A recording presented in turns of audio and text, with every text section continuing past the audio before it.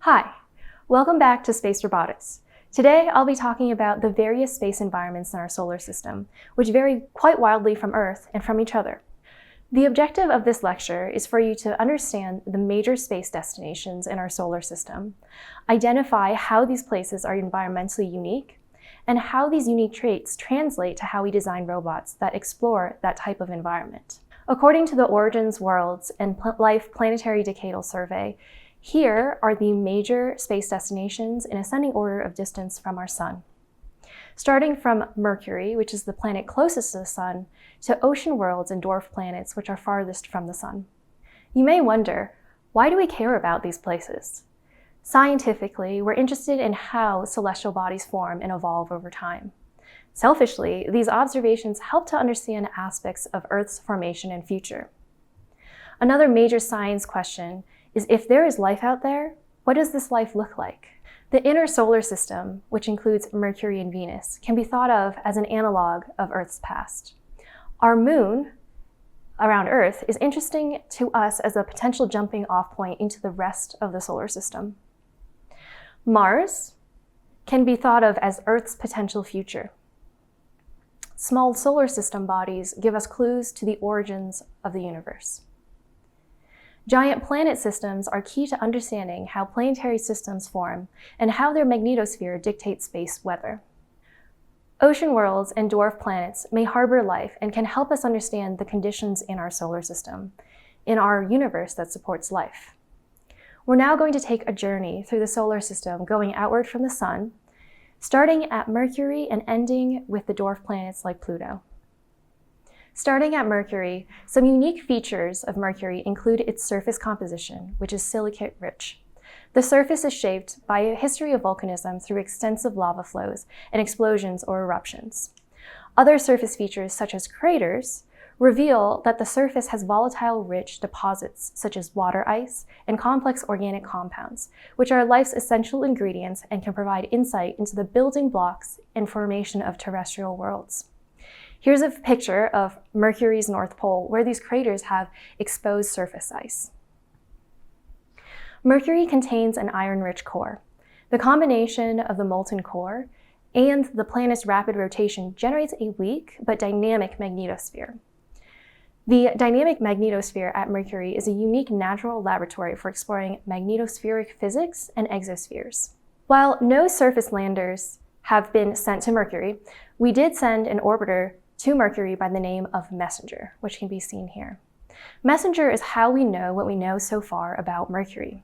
If we were to send a robot to the surface, the robot would have to contend with extreme temperature variations on the surface of Mercury, ranging from cryogenic lows of -180°C to searing highs of 430°C. Mercury has no significant atmosphere, so all of that heat would have to transfer through conduction or radiation. Although the weak magnetosphere does block some of the solar wind, the sheer intensity of exposure from the Sun being so close leads to high radiation exposure. The gravity on the surface of Mercury is lower than Earth's at 3.7 meters per second. Moving outward from the Sun is Venus. Venus is similar in size and perhaps in age and composition to Earth, but its position in the solar system and evolution have produced a vastly different environment. Venus's atmosphere exhibits an intense greenhouse effect, with 96% of its atmosphere being CO2. The atmosphere also contains these thick clouds of sulfuric acid in which the molecular composition is H2SO4. There are winds on Venus that are generated by a mix of Venus's planetary rotation, the circulation of gas due to the fact that heat rises, and between hot regions due to the sun exposure during the day and cool regions due to the lack of sun exposure during night. The surface winds are less than 10 kilometers per hour, whereas the wind speed at the cloud tops can be above 300 kilometers per hour. The surface of Venus experiences very active volcanism and tectonics, which creates these unique geologic features that are unique to Venus: corona and tesserae, seen here. Coronae are these large circular surface features formed by upwelling of hot mantle material. Tesserae are these highly deformed, wrinkly, crumpled terrain named after the Latin word for mosaic or tile. There are probably less craters on the surface of Venus due to volcanism swallowing and covering surface history. The implications for space robots is that they need to be very robust. Space robots sent to Venus's surface would need to survive an atmospheric pressure of above 92 bars, which is 92 times more pressure than our atmosphere at sea level on Earth. 92 bars is the pressure that you would have to feel at 920 meters or nearly 1 kilometer under Earth's sea. A benefit to this thick atmosphere is that robots are theoretically shielded from radiation. The extremely hot temperatures on Venus at above 460 Celsius can melt lead. With the extreme temperatures, acid rain, lightning storms, and powerful winds, robots on the surface of Venus can likely experience rapid weathering. Here is a progression of a Venus surface lander called Venera 13, and there was another one called 14, sent in 1982. They functioned 127 and 57 minutes respectively in an environment with a temperature of 465 Celsius and a pressure of 94 Earth atmospheres. You can see the slow destruction of the surface lander from its perspective looking out at its appendages. You can also see the terrain is very rugged. It's a lava field. We have not witnessed any lava flowing in real time, but it can be inferred from thermal hotspots, sulfur dioxide spikes, and how the surface is geologically young, that there is significant volcanic activity and eruptions. Moving upward into the atmosphere, wind speeds and direction changes with latitude and longitude location on the surface of Venus, but also elevation, which affects the trajectory of a drifter or actively controlled aerial vehicle. While the atmosphere is quite different, gravity on Venus is pretty similar to Earth's at 8.87 meters per second squared. A little closer to home is our moon. Our moon formed from what we think is the debris of a cataclysmic impact of a Mars-sized planetary body with the proto-Earth.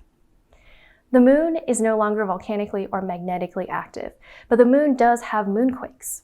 The moon is subject to external forces, such as Earth's gravity, the heating and cooling from the sun, and meteoroid impacts that cause seismic activity. As there is no volcanic activity and the surface changes very little, other than meteoroids and moonquakes, the moon acts as a well-preserved surface, which can reveal major solar system events. As a byproduct, craters generated by meteoroids have revealed volatile rich deposits such as water ice, which can potentially be utilized as resources. This image is a thermal map of the lunar South Pole, where the coldest spots, which are in white on the moon, are locations where water ice has been detected. Another resource on the moon could be the regolith, which is composed of oxygen-rich silicates. We have sent many robots to the moon and even returned samples back. One sample is in our museum at the Colorado School of Mines. This image shows that most activity is on the near side of the moon from many different countries, but doesn't yet show India's contribution. While the moon has something called an exosphere due to volatiles sublimating from the lunar surface, a robot would barely feel the effect of this so-called atmosphere. The lack of atmosphere and lack of a magnetic field do lead to high radiation exposure on the surface of the moon. A robot on the surface of the moon can experience temperature swings between negative 173 degrees Celsius and 127 degrees Celsius. This dramatic range can be felt at the Earth's terminator, which is the transition boundary on the moon between day and night. A robot would feel an abrasive electrostatic dust on the surface of the moon. The electrostatic buildup on the dust is from the same cause as the temperature swings, the sun. The sun charges regolith particles, which then stick onto the surface of robots and astronauts. The abrasiveness of the dust is due to a combination of meteoroid impacts that pulverize surface rocks into sharp, angular fragments, and a lack of wind or water to erode particles. The gravity on the moon is about 1/6 as much as Earth's at 1.62 meters per second squared. Moving farther out into the solar system is Mars. Mars has a thin atmosphere that is 0.6% of Earth's and leaves the surface history mostly intact because there is limited erosion and weathering. The surface does change, though, from tectonic activity. There aren't plate tectonics like on Earth, but there are Marsquakes that create faults, folding, and other deformations. Mars's core is fluid, consisting of iron, nickel, and sulfur. Mars used to have a global magnetic field, but now the magnetic field that remains as slight and local to the southern hemisphere. A major breakthrough in understanding Mars's climate history was the discovery of a massive clean water ice deposit in the mid-latitudes, which can be seen here, buried beneath a thin layer of dust or debris. Some of this underground ice is visible in steep slopes, appearing bright blue in enhanced images from NASA's Mars Reconnaissance Orbiter, seen here. Varied terrain shows that water flowed and ponded, as can be seen from these images in the background, taken at Gale Crater, where an ancient lake is thought to have existed. Mars's potential for prebiotic chemistry and biosignatures are founded in the belief that if you have water, energy, and carbon-based chemistry, life like what we see on Earth could happen. And if Earth life like that could have happened due to these resources, that may be habitable enough for us right now. When designing robots for Mars, we need to consider that the lack of a substantial atmosphere and magnetosphere means robots will be exposed to radiation. Funnily, there is enough of an atmosphere to be inconvenient when landing robots to the surface, which requires aerial solutions like sky crane, which can be seen here. The Martian surface is rather cold, ranging from -140°C to 30°C. Mars's atmosphere and uneven solar heating due to its elliptical orbit causes winds that can carry dust during the Martian summer. This dust can cover solar panels and obscure cameras on robots, as well as blow around aerial robots. The terrain is quite varied on Mars, ranging from soft soil to bedrock, ice, uneven slopes, terrain, cliffs, which makes mobility quite difficult.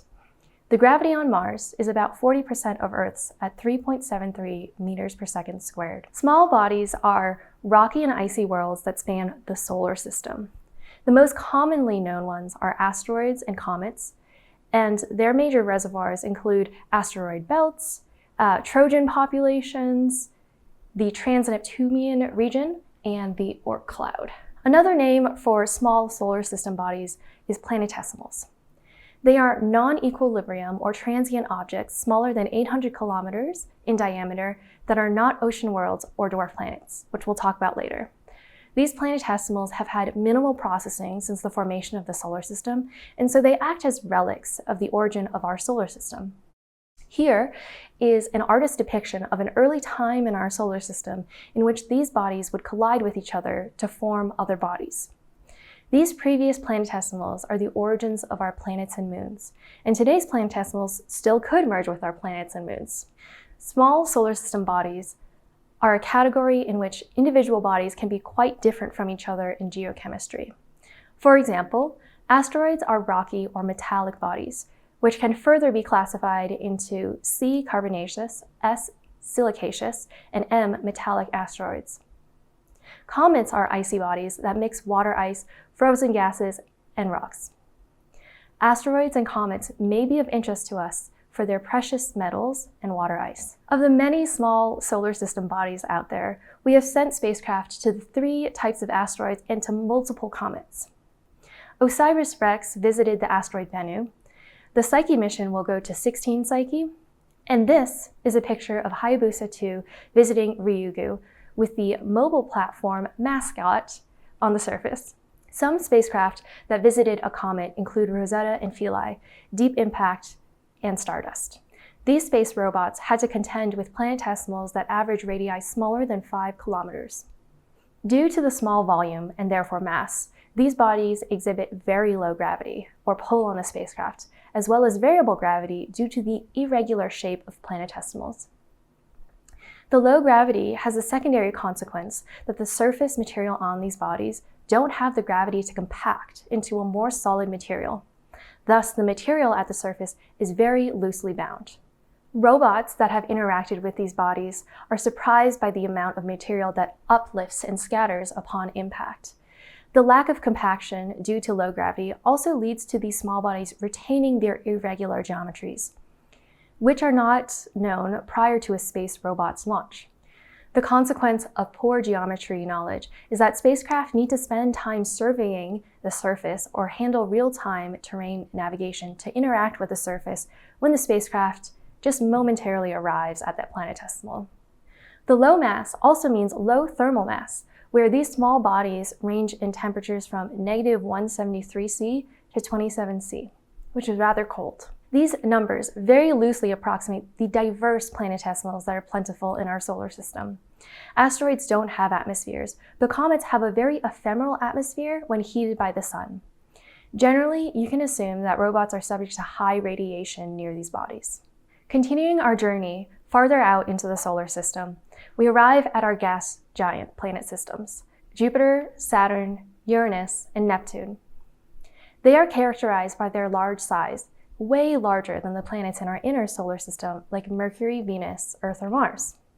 While they have these gaseous surfaces primarily composed of hydrogen and helium, they do get more dense towards their centers, although we're not sure if the cores are solid, so they're not nearly as dense as our inner solar system rocky planets. As can be seen here, each gas giant has multiple satellites or moons in multiple rings.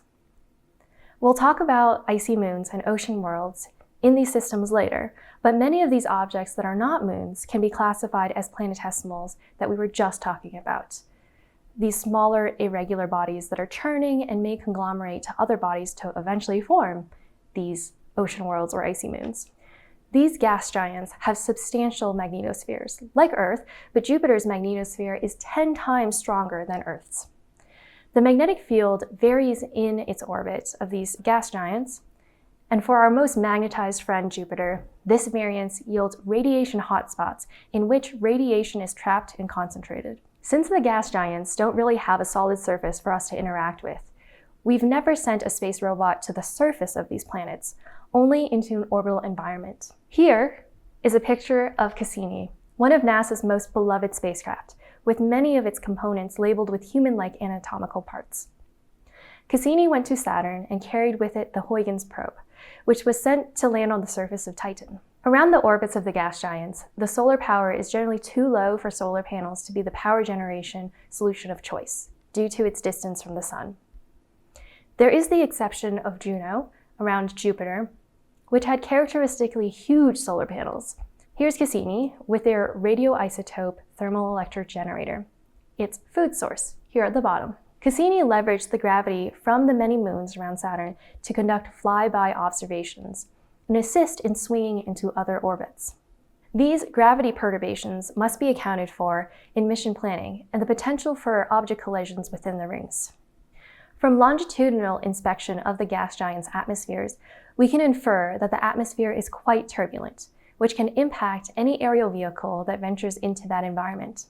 The planets are extremely cold, which is understandable given its distance from the sun and its composition of liquid to gaseous hydrogen and helium.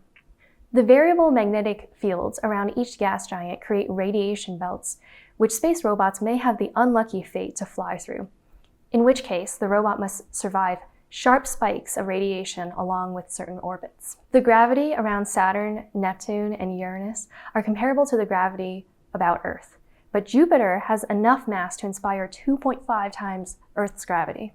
One of the most exciting discoveries within my lifetime is the realization that water is nearly everywhere in our solar system, from asteroids to our moon's craters to ocean worlds like Europa and Enceladus. While we knew from the 1970s to 80s that water existed in our solar system, it wasn't until the 2000s or 2010s that we saw water everywhere. These findings have huge implications for the presence of life as we know it on Earth, as we think water is critical to the creation and sustenance of carbon-based life like us. This Venn diagram shows all the bodies in our solar system that are at least suspected to contain water in some form on them, with Earth and Mars outside the category of ocean moons and dwarf planets. The left bubble details subset categories of credible possibilities, candidates, and confirmed ocean worlds. Credible, candidate, confirmed, which include some dwarf planets in that intersection, which include Pluto, Haumea, Eris, Ceres, and Makemake. Our ocean worlds and dwarf planets are quite diverse, and it would be impossible to talk about them all, so I'll just pick an exciting example, Europa, to talk about. The left side of the figure, near me, shows a cutaway of Europa's interior, revealing that beneath its icy surface lies a rocky body with a metallic core overlaid by a relatively thin shell of about 100 kilometers of ice and liquid water. Key global processes include tidal heating in the ice and mantle, ocean circulation, and an induced magnetic field from Jupiter's varying magnetosphere, shown in the background. The inset, over here, zooms into the ice shell, which is highly variable. It's brittle near the surface, ductile below, and shaped by tidal heating. This leads to convection, ice diapers, melt lens formation, and surface features like cycloids, double ridges, and chaos terrains. What's particularly interesting about Europa and Enceladus are these plumes of liquid and solid ice from cryovolcanism. On Europa specifically, we think there are hydrothermal vents at the bottom of the ocean that offer energy and materials necessary for prebiotic processes.